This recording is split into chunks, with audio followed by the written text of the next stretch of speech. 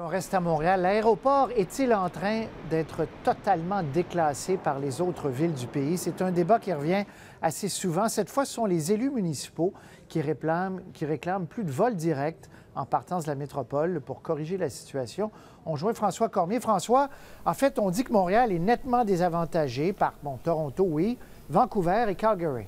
Oui, c'est ça. Ce sont des élus du parti de Marcel Côté, la Coalition Montréal, qui disent que ça n'a pas de bon sens que Vancouver, Toronto, Calgary aient une croissance qui soit beaucoup plus rapide que la croissance de Montréal. Ils donnent un exemple. Air Canada ajoute des vols à destination du Japon.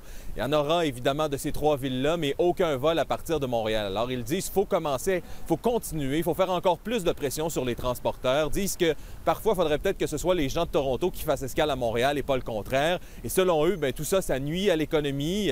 Les gens ne sont pas attirés à Montréal parce que parfois, il faut faire escale. Même chose pour les investisseurs. On peut écouter un conseiller municipal. On pense qu'il y a un marché à Montréal. Si on donne souffle à ce marché, si on donne des choix aux Montréalais et si on donne des choix aux investisseurs qui veulent venir au Canada. Réaction d'Aéroport de Montréal? L'aéroport qui visiblement n'est pas contente. En fait, on nous disait, les politiciens de Montréal parlent beaucoup, mais il n'y a pas beaucoup d'actions qui sont faites par eux. Ils donnent un exemple. L'aéroport paie 40 millions en taxes municipales, alors qu'à Toronto, c'est 27 millions. Toronto qui a un aéroport 2 fois plus gros. Ils disent qu'il faudrait peut-être commencer par là pour être plus compétitif. Contestent à peu près tous les chiffres qui sont avancés par les élus de la Coalition Montréal et disent que finalement, l'exemple du Japon, c'est parce qu'il n'y aurait pas assez de monde finalement qui prendrait les vols à destination du Japon à partir de Montréal. Je vous laisse entendre le PDG d'Aéroport de Montréal. Nous sommes très bien servis pour une ville de notre taille. On ne peut pas prétendre que nous sommes Toronto.